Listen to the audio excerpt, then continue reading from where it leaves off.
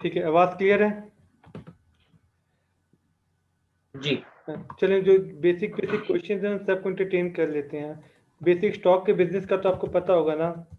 अब आपको ये भी पता होगा 600-650 कंपनी रजिस्टर्ड जी। है। उसमें से कुछ कंपनीज है जो कि शरिया जी। कंप्लायंस है, बाकी कंपनीज है जो कि शरिया कंप्लायंस नहीं है। ठीक है, इनकी लिस्ट अवेलेबल होती है जो कंटिन्यू चेंज बिल्कुल होती है। सही, जो शरिया को फॉलो नहीं करती हैं। ठीक है, अब जैसे मैंने एक लिस्ट पूरी मेंटेन की हुई है जिसके अंदर ठीक है, मैंने राइट। मेंशन किया हुआ है कौन सी कंपनी शरिया कंप्लायंट है कौन सी नहीं है। ठीक है, टोटल मिला जुला के 170 राइट। 180 कंपनीज आ जाती है जो कि शरिया कंप्लायंट है। ठीक है, ये तमाम लिस्ट अवेलेबल है। तो शरीयत के मुताबिक चलने के लिए आपका एक बेसिक रूल ये होता है कि आप सिर्फ और सिर्फ उन कंपनीज के शेयर लें जो कि शरिया कंप्लायंस हैं। यहाँ तक क्लियर है? क्लियर। ठीक है, उसके आगे चलते हैं। उसके बाद आपको पता होगा डिफरेंट सेक्टर्स है। दिखा देता हूँ आपको सेक्टर्स। जी, तकरीबन स्टॉक मार्केट के अंदर 40 सेक्टर्स हैं। ठीक है, ये मैंने ब्रेकअप किया हुआ ठीक है है। कि ऑल सेक्टर के अंदर टोटल कितनी कंपनीज है, उसमें से शरिया कंप्लायंस कितनी है, पेपर बोर्ड में टोटल कितनी कंपनीज में शरिया कंप्लायंस कितनी है। जैसे ये देखें, शुगर की कंपनीज टोटल 24 है। ठीक है, उसमें से ठीक है, एक कंपनीज ऐसी है जो कि शरिया शरिया कंप्लाइंट compliance फिक्स है, है। बाकी सब नहीं है। ठीक है, यहाँ तक क्लियर है? ठीक है। तो ये सारा मैं ब्रेकअप क्लियर। किया हुआ है कि किस सेक्टर में कितनी कंपनी शरिया कंप्लायंस है। पहला तुमने बेसिक ये क्लियर कर लिया, आप सिर्फ उस कंपनी के शेयर ले सकते हो जो शरिया कंप्लायंस है। यहाँ तक डन है? अब बहुत सारे लोग कहते हैं मेरे बिल्कुल पास ठीक। नॉलेज नहीं है। बिल्कुल सही है। और बहुत सारे कानून हैं। बहुत सारे कानून से मतलब ये, आप डे ट्रेडिंग नहीं कर सकते, फ्यूचर ट्रेडिंग नहीं कर सकते, जिस दिन शेयर लिया उस दिन आप बेच नहीं सकते, कम से कम 2 दिन तक आपने होल्ड करना है। तो इसका बकायदा एक पूरा कोर्स ठीक होता है, है। जब तक आपके पास आ नहीं जाता। हाँ, ये तो एक क्राइटेरिया है। उसके अलावा एक कंपनी के आपने शेयर खरीद लिए, पहले वो शरिया कंप्लायंस थी, अब वो शरिया कंप्लायंस नहीं है, तो अब क्या करें? बात समझ रहे हैं? तो उसका क्या ठीक है। हुक्म होगा, तो इस तरह बकायदा पूरा कोर्स होता है शेयर्स के ऊपर कि दीन के मुताबिक शेयर्स का ठीक है। बिजनेस कैसे करना है। यहाँ तक क्लियर है? सही है।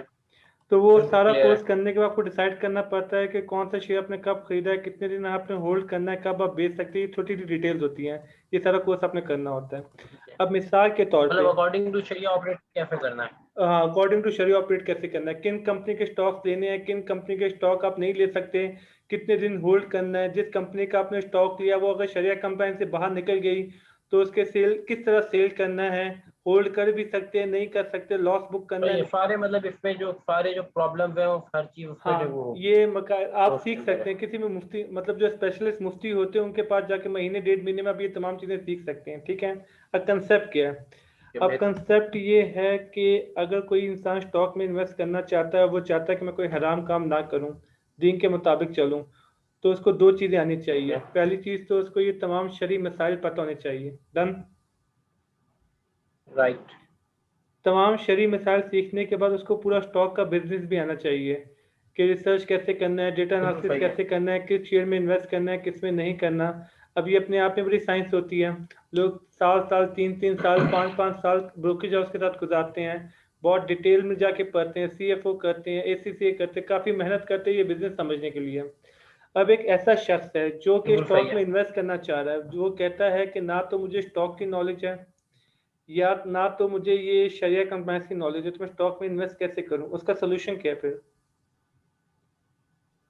उसका सोल्यूशन ये होता है कि वो कोई, रिसर्च करनी हाँ होगी। नहीं, नॉर्मली लोग कहते हैं हम अपने बिजनेस में खुश है, हमारे पास कुछ एक्स्ट्रा 5-10 लाख रुपए पड़ा है या 1 लाख रुपए कुछ अमाउंट है जो कि हम स्टॉक में इन्वेस्ट करना चाह रहे हैं। ठीक है, तो इसका बेसिक तरीका ये ठीक होता है। है कि वो अपना पैसा किसी के पास इन्वेस्ट करवा देते हैं। मतलब किसी ब्रोकरेज हाउस के पास, किसी ट्रेडर के पास जाते हैं और कहते हैं आप हमारा पैसा इन्वेस्ट करवाएं। यहाँ तक क्लियर है? ठीक है, मतलब किसी एक्सपर्ट को दे देते हैं कि वो ट्रेड करे। हाँ, अब मिसाल के तौर पे इसमें 2 मॉडल है। मॉडल नंबर 1, आपका नाम है जैसे मुजम्मिल, मुजम्मिल के पास पैसे थे 1 लाख रुपए। ठीक है, ठीक है। मुजम्मिल साहब मिस्टर एक्स के पास गए और मिस्टर एक्स से कहा मेरा पैसा इन्वेस्ट करें अब स्टॉक में। तो मिस्टर एक्स ने क्या किया, मुजम्मिल का एक अकाउंट ओपन करवा दिया। ठीक है, सही है। राइट। किसी भी ब्रोकरेज हाउस में XYZ के अंदर। अब उस 1 लाख रुपए से वो ट्रेडिंग करेगा। ठीक है, 1 लाख के शेयर्स बिल्कुल लेगा, ठीक है। बेचेगा, 2 बातों का ख्याल रखेगा। जाहिर बात है, एक तो स्टॉक की मूवमेंट की उसकी नॉलेज होनी चाहिए, दूसरे से शरीयत की पूरी नॉलेज होनी चाहिए। डन? बिल्कुल ठीक है। अब उसने 1 लाख के शेयर लिए, अब माने कि मुजम्मिल और उस बंदे का डिसाइड हुआ है, हर महीने के बाद हिसाब करेंगे क्या बचा क्या नहीं बचा। एक महीने के बाद हो सही गया है। 1,10,000, तो कितना प्रॉफिट हुआ है? 10,000। 10,000। अब दोनों ने डिसाइड किया होता, दोनों ने मिसाल के तौर पे डिसाइड किया 50-50%। तो इसमें से 5,000 रुपये हो गए मुजम्मिल साहब के, 5,000 हो गए मिस्टर एक्स के, जिन्होंने इनको पूरा बिजनेस करवा के दिया था सर्विस चार्जेस के तौर पे। बिल्कुल ठीक। यहाँ तक लॉजिक क्लियर है? बिल्कुल बिल्कुल ठीक है। लेकिन इसमें एक और मॉडल है। अब क्या मुजम्मिल का अपना अकाउंट ओपन है? इस केस के अंदर मुजम्मिल नहीं, का अपना मुकम्मल अकाउंट का ओपन वो तो नहीं, ट्रेडर का मुजम्मिल है का ना, जो जिस नहीं ट्रेडर को आपने नहीं, दिया। ट्रेडर ने मुजम्मिल के एनआईसी के ऊपर मुजम्मिल के सारे रिकॉर्ड्स के ऊपर अकाउंट खोला हुआ है, सारी ट्रेडिंग मुजम्मिल के नाम पे हो रही है। ये बात समझ रहे हैं? ठीक है। तो ये सब मुजम्मिल का अकाउंट है, वो बस उसकी बेस पे डिसीजन लेता है, उसकी बेस पे बाइंग और सेलिंग कर रहा है। तो मंथ के अंदर मतलब वो जो ऑपरेट वो कर रहा है, ऑपरेट वो नेम कर उसका रहा यूज है, हो रहा है। बाकी सब कुछ मुजम्मिल का चल रहा है। यहाँ तक क्लियर है? क्लियर है। अब एक छोटा सा मसला है। अब मुजम्मिल है इन्वेस्टर 5,000 रुपीज का, ठीक है? सही है। 5,000 रुपये इन्वेस्ट करना चाह रहा है, या मुजम्मिल इन्वेस्ट करना चाह रहा है 2,000 रुपये। अब कुछ शेयर ऐसे हैं जो 8-8 हज़ार 10-10 हज़ार के हैं, ठीक है? ठीक है। तो मुजम्मिल तो वो शेयर खरीद नहीं सकता। हाँ, अच्छा, बिल्कुल नहीं खरीद सकता, कुछ रेंज में ही शेयर नहीं है। है जो 1,000 रुपए के हैं, ठीक है? अच्छा, फिर कुछ रूल्स होते हैं, ट्रांजेक्शन ठीक है। रूल, कि आप कम से कम 100 शेयर लें, कम से कम 500 लें, कम से कम 1,000 लें, कम से कम 10 लें, कम से कम 20 लें। हर ठीक है। शेयर के रूल है कैप कुछ, होता है। ठीक है? हर हाँ, शेयर का एक कैप होता है। आप सही है। उससे छोटी ट्रांजैक्शन आप नहीं कर सकते। बिल्कुल ठीक है। ये बात समझ में आ गई? अब सही है। मुजम्मिल कितने का इन्वेस्टर है? सिर्फ 2,000 रुपये का, ठीक है? अब सवाल ये होता है, क्या ठीक मुजम्मिल है। स्टॉक में इन्वेस्ट कर पाएगा? बहुत सारे शेयर ऐसे हैं जो मुजम्मिल के लिए बंद है, क्योंकि मुजम्मिल का बजट ही बहुत छोटा है। यहाँ तक क्लियर है? बिल्कुल ठीक है। दूसरी बात, बिल्कुल सही है। अगर मुजम्मिल के पास मिसाल के तौर पे 2 लाख रुपए भी होते, तो मुजम्मिल एक या दो कंपनीज के शेयर लेके बैठ जाता, मैक्सिमम 2 कंपनीज के हाँ ले लेता। बिल्कुल। अब मसला ये, दो कंपनीज ऊपर जाती तो शेयर ऊपर, नीचे जाती तो शेयर नीचे, बहुत ज्यादा रिस्क इन्वॉल्व है। डन? हाँ बिल्कुल, क्योंकि डाइवर्सिफिकेशन चले, नहीं है। अब एक शख्स ने क्या किया, mister A. Mister a investor है 10 करोड़ का, ठीक है? ठीक है। मिस्टर ए ने क्या किया, 25 सेक्टर चूज कर लिए, ठीक है? 2 सही है। Company each. कितनी कंपनी हो गई है? 50 कंपनीज, 50। ठीक है? 50 कंपनीज, उसने 50 कंपनीज के शेयर्स लिए हुए हैं। डन? तो बिल्कुल ठीक है। कंपनीज के शेयर को मैं पोर्टफोलियो का नाम दे रहा हूँ। ठीक है। यहाँ तक क्लियर है? क्लियर। अब ये 50 कंपनीज उसने जो पूरी स्टॉक मार्केट में से ये 40 या 50 कंपनी सेलेक्ट की, उसने पूरी रिसर्च करके कि कम से कम 25 सेक्टर्स में इन्वेस्ट करना है। कौन से 25 सेक्टर में इन्वेस्ट करना है? हर सेक्टर में 8 से 10 कंपनीज हैं, उसमें से किस कंपनी में इन्वेस्ट करना है, किस वक्त इन्वेस्ट करना है, कब एंटर होना है, कब एग्जिट करना है। ये पूरी रिसर्च करने के बाद, रोज के 8-10 घंटे लगाने के बाद, ये कंक्लूजन उसने निकाला, इन 50 कंपनीज में आज को मुझे इन्वेस्ट करना है। अब वो 10 करोड़ का इन्वेस्टर था, अपना पोर्टफोलियो लेके चल रहा है, ठीक है? अब ठीक है। अगला पॉइंट, एक आदमी 10 लाख की इन्वेस्टमेंट लेके आया, ठीक है? सही है। वो इस पोर्टफोलियो में ऐड हो गया है। अब ये इन्वेस्टमेंट कितने की हो गई? 10 करोड़ 10 लाख। ये बात समझ में आ रही है? बिल्कुल सही है। अब बेसिकली जो 50 कंपनीज के शेयर है, इन सब का वो भी ऑनर है। ये बिल्कुल ठीक बात है, समझ, पार्टनर हो गया ना। पार्टनर हो गया परसेंटेज वाइज। ये बात समझ पोर्टफोलियो में? में। हाँ, परसेंटेज है। ठीक है, अब बिल्कुल अगर ये सही है। पोर्टफोलियो ऊपर गया, मतलब ये पोर्टफोलियो अगर 11 करोड़ का हो गया, मतलब 10% बढ़ गया, तो इसके 10 लाख 11 लाख हो गए। ये बात समझ रहे हैं? ठीक है। अब उसने किसी एक शेयर में इन्वेस्ट नहीं किया, उसने कहाँ इन्वेस्ट किया? पोर्टफोलियो में। पोर्टफोलियो में। ये लॉजिक समझ में आती है? बिल्कुल ठीक है। इसका बेनिफिट क्या है? एक आदमी 2,000 रुपये इन्वेस्ट करना चाह रहा है, क्या वो कर सकता है? बिल्कुल कर तो सकता है। बेसिकली ये एक बस जा रही है, ठीक है? उस बस में जो भी बैठना चाहे, किसी ने उस बस का बड़ा शेयर खरीद लिया, किसी ने जो भी छोटा बैठना शेयर चाहे। खरीद लिया है। तो अगर कोई आदमी कहता है कि मुझे 500 रुपये अपने इन्वेस्ट करने स्टॉक के अंदर, तो उसने उस पाँच ठीक सौ है। रुपये की इन्वेस्टमेंट करके उन 50 कंपनीज के शेयर में पार्ट ले लिया है। ये बात समझ रहे हैं? बिल्कुल सही है। अब मजे की बात है, उन 50 कंपनी में कुछ कंपनीज ऐसी है जिसमें एक एक शेयर 6-6 हजार का है, लेकिन स्टिल वो मालिक है, उसकी परसेंटेज छोटी है लेकिन मालिक तो है। ये बात समझ रहे हैं? ठीक है, मैंने तो ये दो सही है, मॉडल उसका होते हैं। प्रॉफिट भी उसी तरह ड्राइव होगा प्रॉफिट, और हाँ। रिस्क जिस रिस्क जो बहुत मिनिमाइज हो गया ना हाँ, उसका। जो उसकी परसेंटेज इन्वेस्टमेंट की होगी, अगर वो 10% इन्वेस्टमेंट का पार्टनर है तो प्रॉफिट भी 10% हो जाएगा। समझ रहे हैं? जो पोर्टफोलियो का प्रॉफिट होगा उसी हिसाब से उसको प्रॉफिट मिल जाएगा जितनी उसकी इन्वेस्टमेंट बन रही है। यहाँ बिल्कुल तक ठीक है। क्लियर है? जिस अमाउंट का पोर्टफोलियो होगा उस अमाउंट के हिसाब से उसकी पार्टनरशिप होगी। जैसे मिसाल के तौर पे 1 करोड़ का पोर्टफोलियो, उसकी 20 लाख रुपए इन्वेस्टमेंट है, तो वो 20% का पार्टनर है, तो जो भी तो बीस पोर्टफोलियो में, परसेंट का पार्टनर हो गया, बिल्कुल। हाँ, तो वो 20% उसका प्रॉफिट हो जाएगा। यहाँ तक क्लियर है? फायदा ये है क्लियर। कि वो जो 50 कंपनीज में इन्वेस्ट किया जा रहा है, जो रिस्क को डिवाइड किया जा रहा है, इन तमाम चीजें उसके साथ भी हो रही है। ये लॉजिक समझ में आ रही है? बिल्कुल ठीक है। दूसरा बिल्कुल बेनिफिट सही है। ये हो रहा बेहतरीन। है कि अगर एक आदमी के पास 10 हजार है, 20 हजार है, उसने 20 हजार के शेयर्स ले लिए, उसकी प्राइस कम हो गई, ठीक है। अब एवरेज सेट करने के लिए उसके पास पैसा नहीं है। अब पोर्टफोलियो में क्योंकि पैसा बाकियों का बहुत सारा होता है, तो दूसरे का पैसा यूज हो सकता है उसकी एवरेज सेट करने के लिए। ये लॉजिक समझ में आती ठीक है? है। बिल्कुल ठीक है। कि एक और पार्टनर उसका का रिस्क भी पैसा, बहुत मिनिमाइज हो गया और इन्वेस्टमेंट भी बहुत डाइवर्सिफाई हो गई। हाँ भले एक मामूली परसेंटेज सही, लेकिन बहुत डाइवर्सिफाई हो गई, हाँ, तो रिस्क इसका एक बहुत लो हो बेनिफिट गया ये, है। एक आदमी का पैसा दूसरे को फायदा दे रहा है, दूसरे का फायदा पहले को दे रहा है। बात समझ रहे हैं?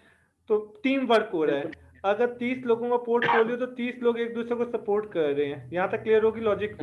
दूसरा बिल्कुल बेनिफिट ये, यूनिटी हो क्योंकि गई है। हाँ, क्योंकि 40 से 50 कंपनीज में डिवाइड हो चुका है, तो इसमें आपको बहुत बड़े झटके नहीं लग सकते। होता है ना कि अगले दिन बंदा ठीक है, रोड पे आ बिल्कुल गया, ठीक ये है। सब कुछ, ये सारी पॉसिबिलिटीज बहुत कम हो जाती हैं। यहाँ तक लॉजिक समझ में आती है? बिल्कुल सही है, बेहतरीन। ठीक है। अब मॉडल मैंने क्या अपनाया हुआ है, मैंने इसका एक पूरा पोर्टफोलियो बना दिया है, ठीक है। उसमें से ठीक है।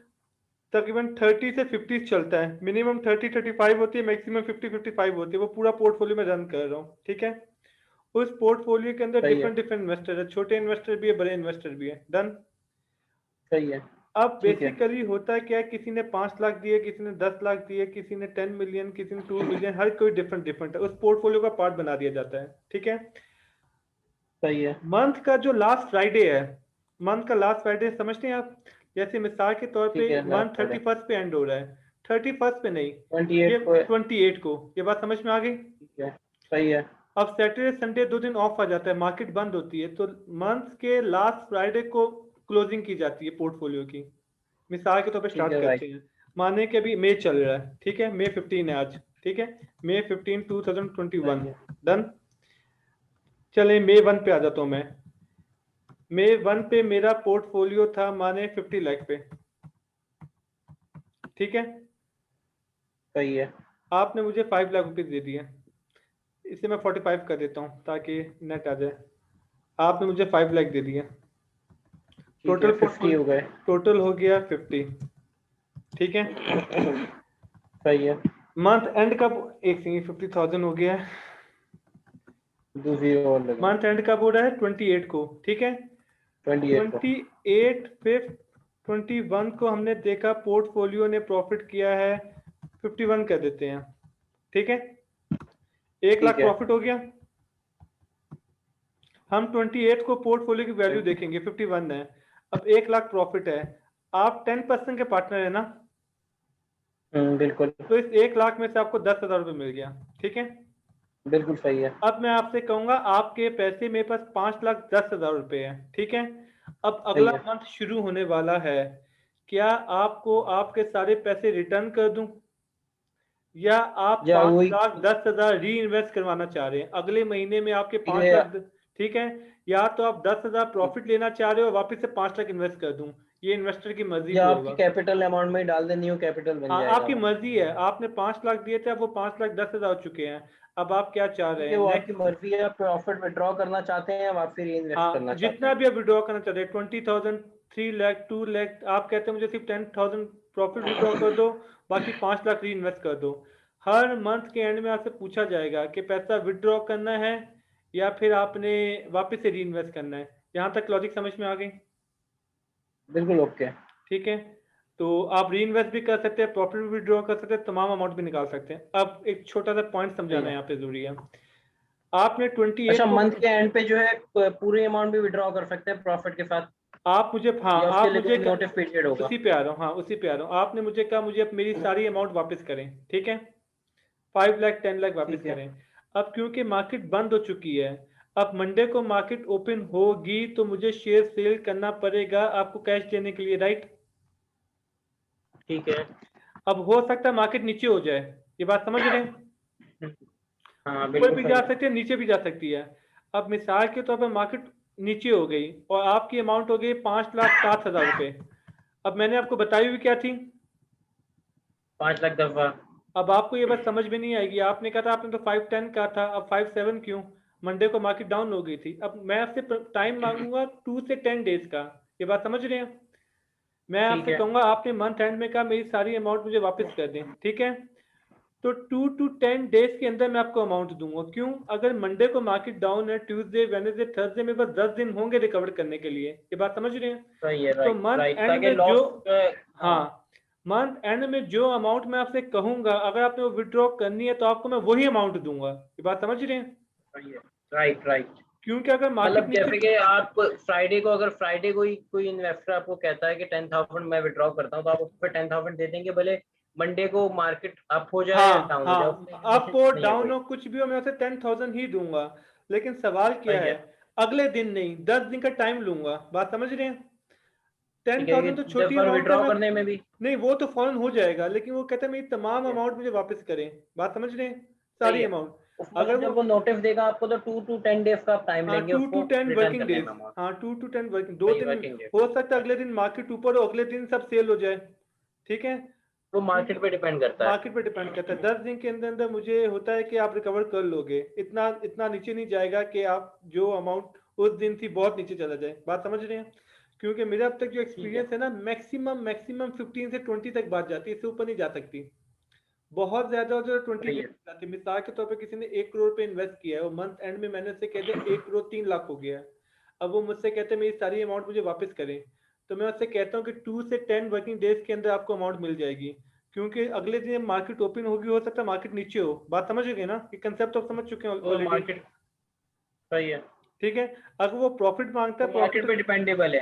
हाँ प्रॉफिट तो छोटी अमाउंट है, वो तो फॉन फॉन ट्रांसफर हो जाएगी।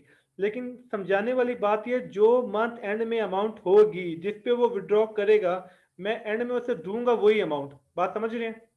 अच्छा, प्रॉफिट पे भी 2 to 5 डेज का तो टाइम होगा ना, छोटी अमाउंट हो या बड़ी देखें, अमाउंट हो? अगर 1 लाख, पांच क्योंकि लाख जिस, 8 लाख 10 लाख तक का प्रॉफिट है वो तो 2 दिन में हो जाएगा। ये तो छोटे इन्वेस्टर के लिए ना, बड़े हाँ इन्वेस्टर के लिए तो डेफिनेटली थोड़ा बहुत हाँ, अगर वो फोर होगा, notice million period 5 million 10 million 1 crore तक का प्रॉफिट है तो फिर 5 to 10 डेज। लेकिन 1 करोड़ तक का तो प्रॉफिट तब होगा ना जब वो 30 40 करोड़ का इन्वेस्टर होगा, बात समझ रहे हैं। हाँ बिल्कुल सही है, बड़ा इन्वेस्टर होगा। हाँ, तो 2 से 10 डेज की रिक्वायरमेंट होती है, 2 से 10 डेज में आपको पेमेंट मिल जाएगी, ठीक है।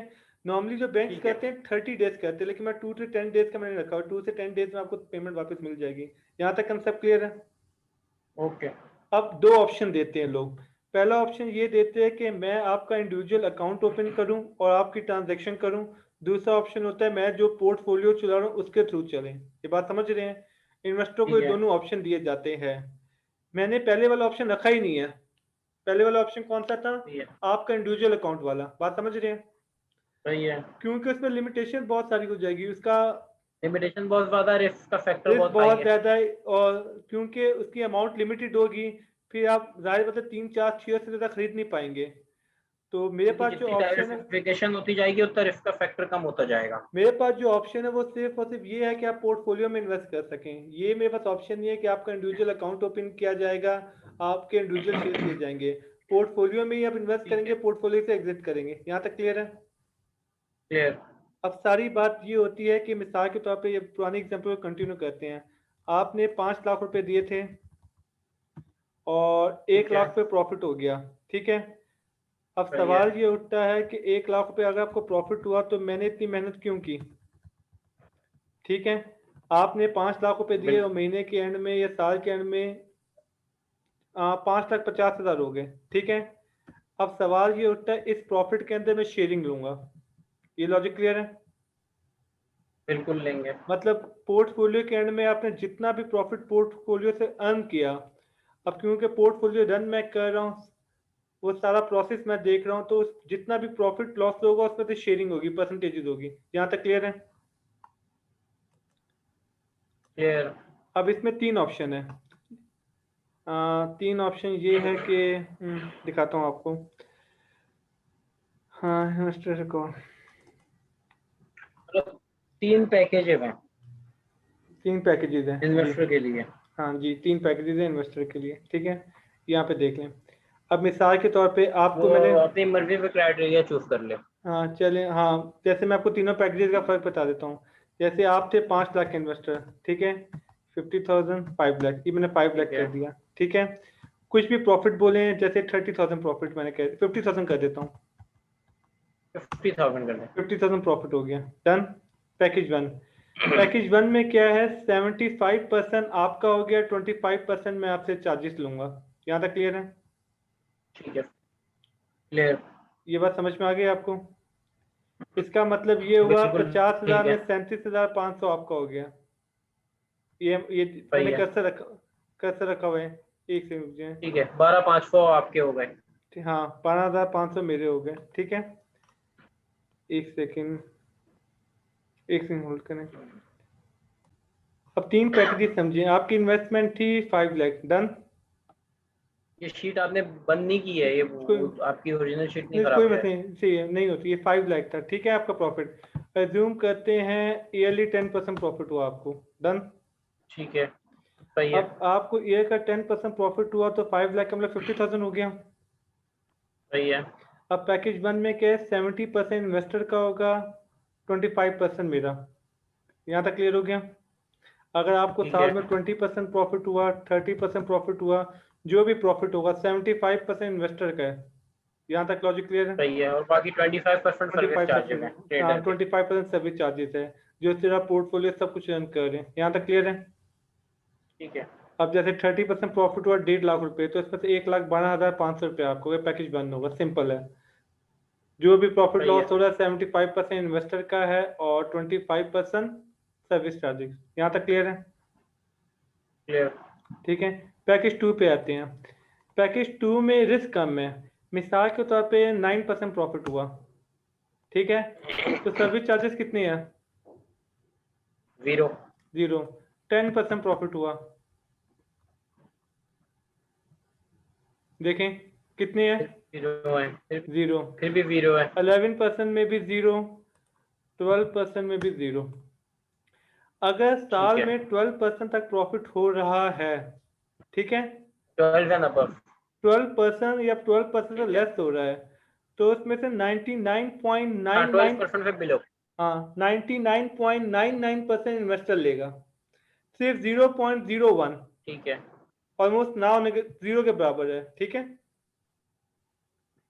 ठीक है। अच्छा, अब आपका क्वेश्चन होगा 0.01 भी क्यों रखा हुआ है?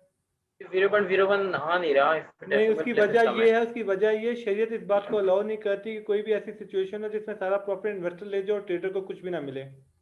समझ रहे हैं? चाहे 1% रखे, अच्छा, चाहे ठीक 0। है, फिर वो शरिया कंप्लाइंट नहीं रहेगी। शरिया, हाँ, क्योंकि शरीयत इस बात को अलाउ नहीं करती कि कोई भी ऐसी सिचुएशन बनाई जाए कि ट्रेडर ने जब मेहनत की उसको कोई प्रॉफिट ना मिले। चाहे 1 रुपया मिले, चाहे 10 रुपये मिले, कुछ ना कुछ उसको मिलना चाहिए, कोई ना कोई परसेंटेज फिक्स होनी चाहिए। ये बात समझ रहे हैं? तो प्रॉफिट का ठीक है। 99.99% इन्वेस्टर का ही होगा। आप फिलहाल समझने के लिए समझ लें कि 0.01%, 0 के बराबर ऑलमोस्ट समझ लें।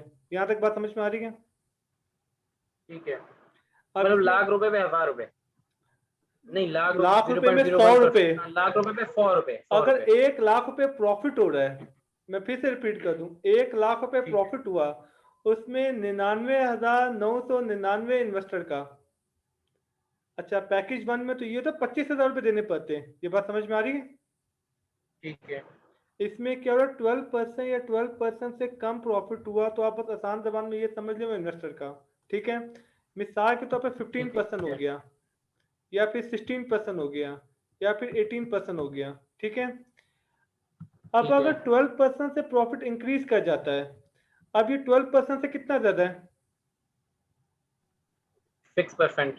उस 6% का 75% सर्विस चार्जेस होंगे, और 25% वो भी इन्वेस्टर को मिलेगा। ये बात समझ में आती है आपको? ठीक है, बिल्कुल सही है। मतलब 18, मतलब 12 से जो अब पहले प्रॉफिट होगा 12 कट उसमें गया, पहले 12 इन्वेस्टर को मिल गया, पीछे कितना बचा? से 6%। 6 6% 6%। का 75% कितना होगा? 4.5। 4.5 देखें वो 4.5 4.5 सर्विस चार्जेस होंगे। सर्विस चार्जेस हो गए, और बाकी जो 1.5 है वो भी इन्वेस्टर को मिला, तो 13.5 हो गया। यहाँ तक क्लियर है? ठीक है, सही है। अगर चले और इजी करते हैं, माने 20% हो गया, तो 12% तो इन्वेस्टर को मिल गया, डन। बाकी रिमेनिंग कितना बचा? ठीक है, मिल गया 8%। 8%। 8% का 75% सर्विस चार्जेस हो गए, जो कि 6 हो गया, ठीक है, फिक्स और 6% हो गया, वो 25% सर्विस इन्वेस्टर चार्जेस को हो हो गए। गया 2%, तो 12 + 2 14 हो गया। यहाँ तक क्लियर 2% है? और मिल गया, 14, सही है। तो एक लाइन में ये समझिए, अगर 12% उससे कम का हुआ तो सारा इन्वेस्टर ले रहा है, और 12% से ऊपर जितना होगा उसमें ब्रेकअप होगा 75 और 25 का। यहाँ तक क्लियर है? सही है, क्लियर। अच्छा, पैकेज 3, ये 12 से बिलो था, ये 15 और बिलो है। 15 और 15 से लेस हुआ तो सिर्फ 0.01% ट्रेडर लेगा, बाकी सारा इन्वेस्टर का। चले आप समझने के लिए ये समझे, 15% से कम, ये देखें 12%। सर्विस चार्जेस कितने? 0। 13%। 0 एक सेकंड, 13%। सर्विस चार्जेस कितने हैं? 132, 0। ठीक है, ठीक है। 0 14%। सर्विस चार्जेस कितने हैं? 0। 0 15%। सर्विस चार्जेस कितने हैं? 0। यहाँ तक क्लियर है? ठीक है, अगर 15% से ज्यादा हुआ, मिसाल के तौर पे 17%, ठीक है, ठीक है। तो 15 से कितना ऊपर? 2%, वो फिर ट्रेडर अपनी चार्जेस लेगा, इसमें से बस 0.1% इन्वेस्टर को देगा। मतलब 15 से ऊपर जो भी प्रॉफिट होगा वो ट्रेडर ले लेगा, सर्विस चार्जेस। 99.9%, 0.1% इन्वेस्टर को देगा वो। 0.01%, ठीक हाँ, है। 0.01% इन्वेस्टर को देगा, 99.99% ट्रेडर रखेगा, 0.01% वो इन्वेस्टर को देगा। ये बात क्लियर हो गई? क्लियर। अब क्वेश्चन ये है, पैकेज 1 कौन ले, पैकेज 2 कौन ले, पैकेज 3 कौन ले? अगर कोई रिस्क ले सकता है, क्योंकि पैकेज 1 में क्या है, मिसाल के तौर पे ये देखें 24% हो गया प्रॉफिट साल का, तो पैकेज 1 में इन्वेस्टर को कितने परसेंट मिल रहा है? 18, ये देख रहे हैं, पैकेज 1 में सबसे ज्यादा मिल रहा है, ये बात समझ रहे हैं? सही है, पैकेज 2 में 15, पैकेज 3 में भी 15। शुरू से स्टार्ट करते सही है। हैं 12% पे, तो पैकेज 1 पे कितना है? 9। 9, पैकेज 2 12, ये 12। क्लियर? सही है, इसको बिल्कुल ठीक है। बढ़ाते हैं, कितना कर दूं? 15 कर दें। 15 कर देते हैं। तो पैकेज 1 में 11.25% मिलेगा इसको, पैकेज 2 में 12.75%, और पैकेज 3 में 12.5 मिल रहा है, उसमें फिर 15%। भी 15 मिल रहा है, ठीक है। अब कितना करूं? 18, 18। पैकेज 1 में 13.5, पैकेज 2 में 13.5, और पैकेज 3 में 15। डन। आगे चलें, 20 कर जी। देते हैं। अब ये देखें, हाँ, 20 पैकेज 1 करना में है। 15, फिर 14, फिर 15, 21 करूं? हाँ, 21 कर दें। अब देखें 21 जैसे में प्रॉफिट बढ़ता जाएगा पैकेज 1 बेहतर होता जा रहा है, हाँ, तो अगर आपको लगता है इन्वेस्टर कि पॉइंट ऑफ व्यू। हाँ, जितना प्रॉफिट बढ़ेगा उतना पैकेज 1 बेहतर होता जाएगा, लेकिन आप कहते हैं मुझे लेकिन रिस्क इसमें नहीं। हाई रिस्क है और हाई रिटर्न है। वो तो फाइनेंस का बेसिक रूल है ना, higher the risk higher the return. High risk high return. हाँ, जितना रिस्क उतना रिटर्न। एक आदमी रिस्क का फैक्टर कम है तो प्रॉफिट की परसेंटेज की ग्रोथ अब भी एक कम आदमी है। कहते हैं मुझे बिल्कुल रिस्क नहीं लेना, बिल्कुल भी रिस्क नहीं लेना, पैकेज 3 पे जा रहा हूँ, मुझे तो 15% चाहिए ही चाहिए, ठीक है। लेकिन इमेजिन करें 30% हो गया, तो उसको तो 15 बस मिला, बाकी ट्रेडर को 15 मिल गया। ये बात समझ रहे हैं? और अगर 40 बिल्कुल हो ठीक गया, है, 45 हो गया, तो ट्रेडर को 30 मिल गया। ये बात समझ रहे हैं? बिल्कुल सही है। लेकिन पैकेज 1 पे देखें, लेकिन इन्वेस्टर उसमें इन्वेस्टर पीस ऑफ माइंड है, उसके लिए रिस्क नहीं है। उसके लिए हाँ पीस ऑफ माइंड है, उसके लिए रिस्क नहीं है। ये लॉजिक समझ में आती है? बिल्कुल ठीक है, यहाँ तक सारा क्लियर है? क्लियर। हाँ, अब इसमें एक क्वेश्चन ये आ सकता है कि मिनिमम इन्वेस्टमेंट कितने की जा सकती है, ये क्वेश्चन माइंड में आ सकता है। तो जैसे मैं शुरू में कवर कर चुका हूँ, क्योंकि बिल्कुल आ पोर्टफोलियो सकता में है, मिनिमम इन्वेस्टमेंट तो 100 रुपए की भी की जा सकती है। बात समझ रहे हैं? अगर कोई बंदा अपना कर इंडिविजुअल सकते अकाउंट हैं, ओपन बिल्कुल करता है, कर सकते उसमें हैं। ये रिक्वायरमेंट होती है कि 10,000, 1 लाख, 2 लाख, लेकिन पोर्टफोलियो की ऐसी कोई रिक्वायरमेंट नहीं लेकिन होती है। 100 रुपए की इन्वेस्टमेंट आपको कोई लिमिट तो रखनी होगी, डिफाइन करनी होगी ना। हाँ, वो 100 मेरी रुपए की मर्जी पे इन्वेस्टमेंट को अगर आप हाँ समझ गया मैं, वो मैनेज तो नहीं कर सकेंगे ना, हाँ ठीक है, नहीं वो परसेंटेज वाइज डिवाइड हो रही है ना। क्योंकि वो एक आप 1 करोड़ वाले के लिए जो वर्किंग कर रहे हैं वो 100 वाले के लिए भी वही वर्किंग हाँ करनी है वही आपको। वर्किंग है, जिसने 1 करोड़ रुपए दिया है जो वर्किंग उसके लिए हो रही है वही वर्किंग 100 रुपए क्योंकि सब एक ही शिप में बैठे हुए हैं, एक ही डायरेक्शन पे जा रहे हैं। ऐसा पॉसिबल नहीं है करोड़ वाले को फायदा होगा 100 वालों को नुकसान होगा, 100 वालों को फायदा हो तो करोड़ वालों को नुकसान होगा। बात समझ रहे हैं? एक ही पोर्टफोलियो है, तमाम लोग उसी से एसोसिएटेड है। पोर्टफोलियो ऊपर गया सबको प्रॉफिट होगा, पोर्टफोलियो नीचे गया सबको लॉस होगा। ऐसा पॉसिबल नहीं किसी के लिए प्रॉफिट किसी के लिए लॉस। ये हो सकता है ज्यादा क्योंकि किसी ने पैकेज 1 लिया, किसी ने 2 लिया, किसी ने 3 लिया है, इसमें थोड़ी बहुत वेरिएशन आएगी। ये बात समझ में आ रही है? दूसरी बात, हमने जो अभी शीट देखी है वो यहाँ पे ईयरली पे देखी है, क्योंकि मैं क्लोज करूँगा मंथली पे, तो ये मंथली की शीट है। क्योंकि जो अभी मैंने आपको एक्सप्लेन किया वो मैंने आपको ईयरली पे एक्सप्लेन किया हुआ है।